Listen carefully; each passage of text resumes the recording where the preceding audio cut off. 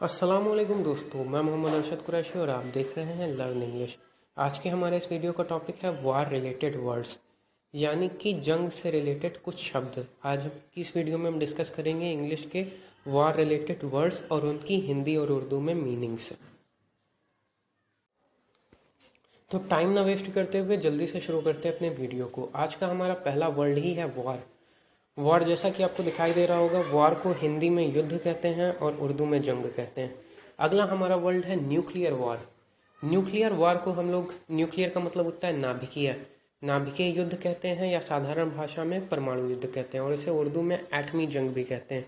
Nuclear war कहिए या नाभिकीय युद्ध कहिए या परमाणु युद्ध कहिए, बात एक ही है। तो अगला हमारा वर्ड है सिविल वॉर।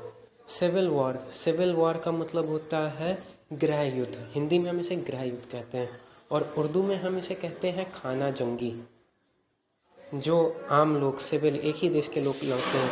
अगला हमारा वर्ड है कोल्ड वॉर। कोल्ड का मतलब होता है ठंडा, वार का मतलब होता है जंग। इसे हिंदी में हम लोग कहते हैं शीत युद्ध और उर्दू में हम लोग इसे कहते हैं सर्द जंग। अगला हमारा वर्ड है इन्वेजन। इन्वेजन, इन्वेजन को हम लोग हिंदी में कहते हैं आक्रमण। आक्रमण, आक्रमण का मतलब होता है हमला, या हम लोग इसे उर्दू में कहते हैं हमला। फिर अगला हमारा वर्ड है वेपन। अगला हमारा वर्ड है वेपन। वेपन को हम लोग कहते हैं हथियार। इसकी हिंदी में मीनिंग होती है अस्त्र शस्त्र और हम लोग इसे उर्दू में कहते हैं असलहा। असलहा या हथियार इसे कहते हैं।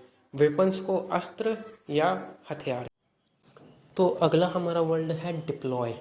डिप्लॉय ये एक वर्ब है। इसका मतलब होता है किसी चीज़ को तैनात करना, जैसे कि उत्तरी सीमा पर सैनिकों को तैनात करना, या फिर किसी वेपन्स को डिप्लॉय करना, जैसे कि डिप्लॉयमेंट।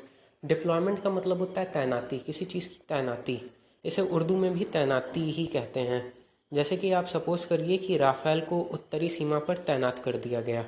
अगला हमारा वर्ड है एम्बुश।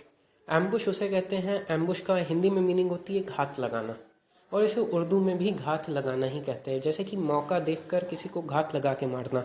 अगला हमारा वर्ड है एनिमी। एनिमी को हम लोग हिंदी में कहते हैं शत्रु। एनिमी का हिंदी में मतलब होता है शत्रु और इसे उर्दू में हम लोग कहते हैं दुश्मन। समझ लीजिए, एनिमी शत्रु होता है, जिसे हिंदी में शत्रु और उर्दू में दुश्मन। तो अगला हमारा वर्ड है क्राइसिस। क्राइसिस को हम लोग हिंदी में कहते हैं संकट। किसी चीज़ की समस्या उत्पन्न हो जाना या किसी चीज़ की कमी हो जाना, उसे संकट कहते हैं, या सैन्य समस्या होना तो उसे भी संकट ही कहते हैं, और उसे उर्दू में कहते हैं बुहरान। अगला हमारा वर्ड है बॉम्बार्डमेंट।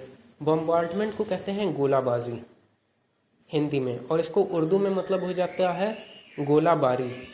हिंदी में कहेंगे बमबाजी और उर्दू में कहेंगे बमबारी। अगला हमारा वर्ड है डिज़ार्म।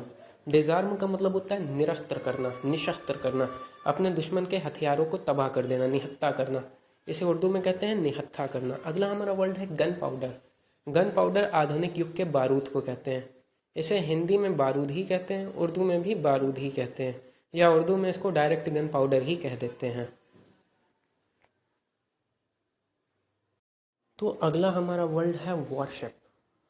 वॉरशिप को हम लोग कहते हैं युद्धपोत। युद्धपोत कहते हैं और इसकी उर्दू में मीनिंग होती है जंगी जहाज।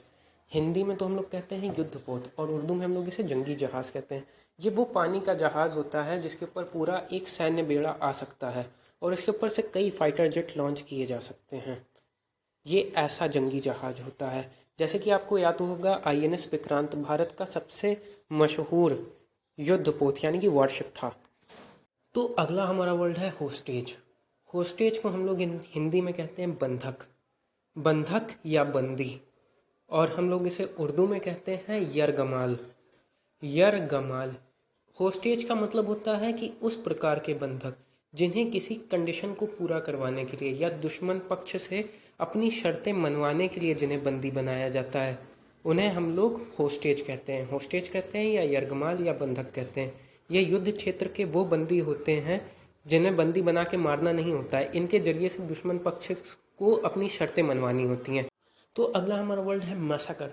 मैसाकर का मतलब होता है, हिंदी में हम लोग इसे कहते हैं हत्याकांड। इसे कहते हैं हत्याकांड, या हम लोग इसे उर्दू में कहते हैं कत्लेआम।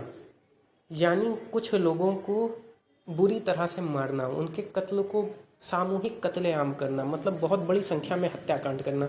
जैसे कि जनरल डायर ने जलियांवाला बाग मैसाकर किया था। ठीक है, तो जलियांवाला बाग मैसाकर याद किया जाता है, या फिर आपका गोधरा मैसाकर हो, या फिर कई दंगों के मैसाकर हो। ठीक है, इसी तरह से हमारा नेक्स्ट वर्ड है ट्रीटी। ट्रीटी को हम लोग संधि कहते हैं हिंदी में। ट्रीटी को संधि संधि कहते हैं, और इसे उर्दू में कहते हैं मुआहदा। मुआहदा उर्दू में मुआहदा कहते हैं। तो ये थे हमारे कुछ वार रिलेटेड वर्ड्स, इंग्लिश के वर्ड्स और उनकी हिंदी में मीनिंग्स।